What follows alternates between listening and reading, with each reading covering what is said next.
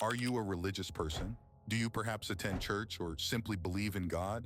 But what if I told you that you might have a demonic faith?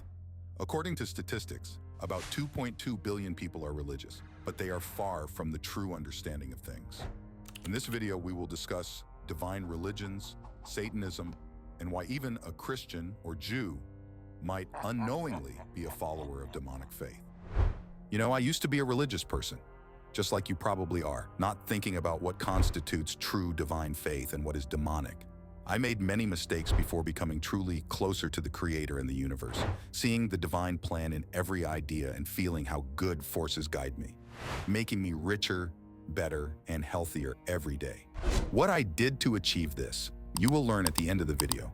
But for now, let's figure out what faith in the existence of demons is. Faith in demons, or Satanism, represents belief in the existence and influence of demons on the material and spiritual worlds. It encompasses a range of beliefs and practices related to summoning, appeasing, or opposing demonic forces. By the way, write in the comments how you fight against evil forces. Such beliefs can be found in various cultures and religions, and they have several common characteristics. But which ones exactly?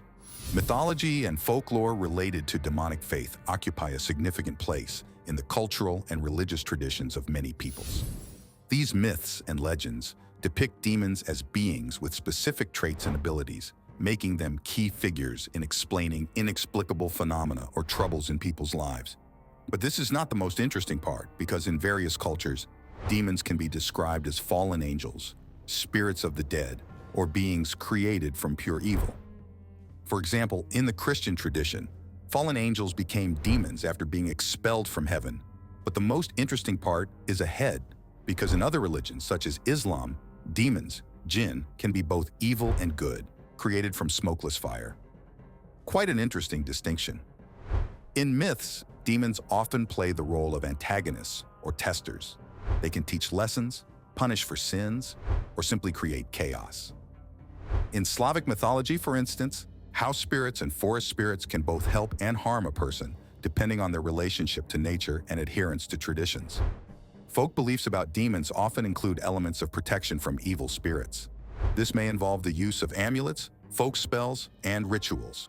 For example, in European traditions, amulets and special rituals on Halloween were widely used to protect against evil spirits. Demons can symbolize internal or external trials. They embody fears, challenges, temptations, and moral dilemmas that people face throughout life. In psychoanalysis, for example, demons can be interpreted as manifestations of internal conflicts and unconscious desires. Representations of demons vary greatly depending on cultural and geographical context. In Asian traditions, there may be demons specializing in specific aspects of nature or human activity. While in Western culture, demonic figures are often associated with Christian ethics and spiritual trials. These mythological and folkloric representations form a rich tapestry of demonic faith, allowing people through rituals aimed at protection from demons or their appeasement. These practices can include spells, exorcisms, amulets, prayers, or sacrifices. They serve as a means of managing or repelling the influence of demons. Dualistic worldview. Demonic faith often relies on a dualistic view of the world, where forces of good constantly oppose forces of evil. In this context, demons may act as direct adversaries of divine forces or as a test for the human soul. But more importantly, the personification of evil through the figures of demons is a crucial element in many cultures and religions. This aspect of demonic faith allows for the concretization and visualization of evil, attributing specific traits, names, and functions to it. This approach not only facilitates understanding and interpretation of evil, but also provides mechanisms for its control and combat. Interestingly, in many traditions, demons have specific names that often reflect their particular functions or characteristics. For example, in Christian demonology, each demon is associated with a specific type of temptation or sin. Lucifer, known as the light bearer, becomes a symbol of pride. Mammon, greed. Asmodeus, lust. These names and associated attributes help believers recognize and avoid various sins. What is Satanism and how does it differ, for example, from Christianity? Satanism is a religious or philosophical movement that exists in various forms, each with its own history and teachings. It can include symbolic worship of Satan or even the denial of Satan as a real being, as well as literal worship of Satan as a spiritual entity. But it's more interesting to learn about the forms of Satanism, namely symbolic Satanism, often associated with the Church of Satan, founded by Anton Szandor LaVey in 1966 in San Francisco. In this form, Satan is viewed more as a symbol of certain human qualities, such as individualism, hedonism, and personal freedom, rather than as a literal deity. Theistic Satanism sees Satan as a real spiritual being who should be worshipped and who can influence the world and people's lives. This form of Satanism is less common and may include various mystical and occult practices. The founder of Satanism, Anton Szandor LaVey, is considered the founder of modern Satanism through the creation of the Church of Satan and the publication of the Satanic Bible in 1969. This text became a key document for followers and describes the philosophy of Satanism, which includes aspects of nihilism, self-assertion, and criticism of traditional religious values. LaVey presented Satanism as a philosophy opposing Abrahamic religions, focusing on individualism and skepticism. It is important to understand what differences exist between Christianity and Satanism. Theological differences: God and Satan. In Christianity, God is the supreme creator and source of all good. Satan, on the other hand, is seen as a fallen angel, a symbol of evil and resistance to God. In Satanism, especially in its symbolic forms, such as the Church of Satan, Satan often symbolizes personal freedom, rebellion against tyranny, and social norms. In theistic Satanism, Satan can be perceived as a deity, but his interpretation significantly differs from the Christian one. Salvation and afterlife. Christianity teaches that salvation is achieved through faith in Jesus Christ and his redemptive sacrifice.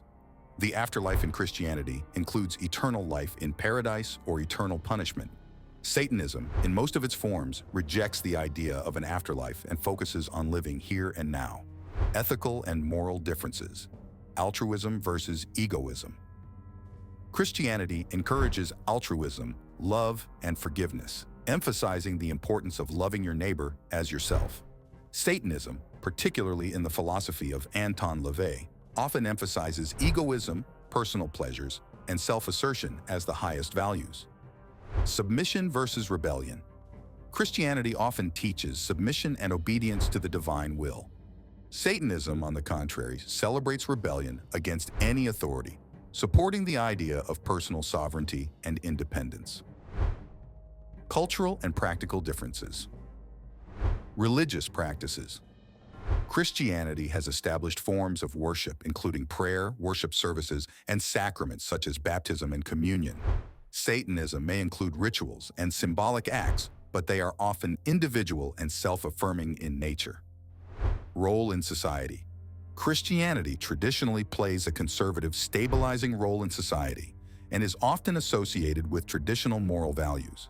Satanism is often associated with counterculture and rebellion against traditional social and moral norms. What does the Bible say about Satanism? The Bible does not mention Satanism as a systematic doctrine or practice directly, because this term became known much later than the times of the biblical texts. However, we can talk about the biblical perception of Satan and his activities, which indirectly touches on the topic of Satanism. In biblical tradition, Satan is personified as an angel who rebelled against God and was cast out of the heavenly realm.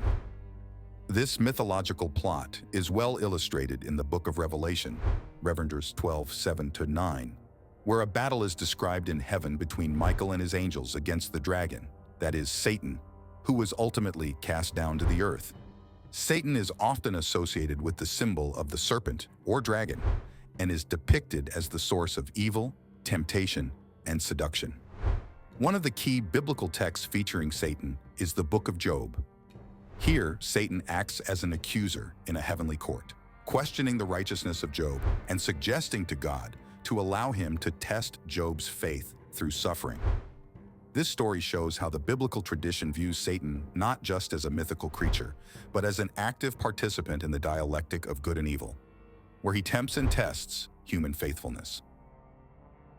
In the New Testament, Satan also appears as a tempter, especially in the temptations of Christ in the wilderness, described in the Gospels of Matthew, Mark, and Luke. Here, Satan offers Jesus all the kingdoms of the world in exchange for worshiping him. Jesus rejects all of Satan's offers, emphasizing loyalty only to God and God's word. What did Christian saints say about Satanism? Saint Augustine.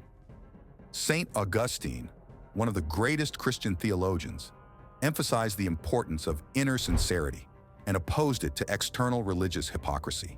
He viewed evil as the absence of good and argued that every evil act arises from a wrongly directed or distorted will. He also discussed the role of Satan as a tempter who tries to divert Christians from their spiritual path. Saint Francis of Assisi. Saint Francis of Assisi, known for his humble and ascetic lifestyle, opposed materialism and self-confidence, which he saw as obstacles to true spirituality. He believed that true Christian life should be a life of service and simplicity, in contrast to the pursuit of wealth and power, which is often accompanied by hypocrisy. Saint Teresa of Avila. Saint Teresa of Avila, a church reformer and mystic, emphasized the importance of inner prayer and personal connection with God. She warned against dry prayer, performed only out of duty, without sincere feeling and devotion. Teresa emphasized that true spirituality requires deep inner work and honesty before oneself and God. Saint Ignatius of Loyola. Saint Ignatius of Loyola, the founder of the Jesuit order, developed spiritual exercises that include meditations, prayers, and contemplations to aid in spiritual growth. He stressed the importance of discerning spirits to understand whether one's inner voice leads to good or evil. Ignatius taught that a Christian should always evaluate their motives and aspirations to avoid self-deception and satanic temptations. How to recognize if you have demonic faith rather than true faith? Firstly, it's the lack of spiritual sincerity. In religious traditions such as Christianity, sincerity of faith is a fundamental principle. Hypocrisy, where a person outwardly expresses faith but does not feel it in the heart or uses it for worldly goals, is directly opposed to sincerity. Such practice leads to spiritual decay and a loss of connection with the true ethical and spiritual foundation of faith. But this is not the most interesting part. Also, faith professed for personal gain or social status undermines basic moral values, such as altruism, sacrifice, and love for one's neighbor. This approach turns religion into a tool for manipulation and achieving selfish goals, which is the antithesis of basic religious teachings. When faith is practiced without sincere prayer and spiritual seeking, it ceases to be a source of spiritual growth and turns into a formality. This perversion of basic religious practices, such as prayer and worship, turns religious rites into empty rituals devoid of spiritual content. How to avoid becoming a person with satanic or fake faith and feel the Creator's hand in every moment. Thoughtful examination of one's beliefs. It is essential to clearly understand what you believe and why. Studying various philosophical and religious systems can help you form a conscious attitude toward your own beliefs and choices. Social responsibility and ethics. Following the principles of ethical behavior and social responsibility can strengthen a person's moral foundation. It is crucial to cultivate compassion, kindness, and justice in everyday life. Critical thinking. It is important to analyze information and distinguish manipulative or destructive teachings from constructive and supportive ones. Critical thinking helps avoid adopting harmful beliefs and fosters a deeper understanding of complex issues. Communication and support. Connections with people who share your values and beliefs can provide support in difficult times and help you avoid isolation, which often becomes a breeding ground for radical beliefs. Self-reflection and personal growth. Regular self-reflection and striving for personal growth can contribute to a healthier perception of oneself and the world around. The ability to recognize and work on one's weaknesses can prevent susceptibility to destructive teachings. Spiritual practice. If you belong to a particular religious tradition, regular participation in spiritual practices such as prayer, meditation, or community service can help strengthen your faith and moral principles. Education and learning. Gaining education and continuous learning help expand your horizons and strengthen your ability to analyze and evaluate various life situations and teachings. Avoiding extremism. It is important to remain vigilant against any forms of extremism that may masquerade as religious or spiritual teachings. Extremist groups often use deceitful and manipulative techniques to attract and retain members.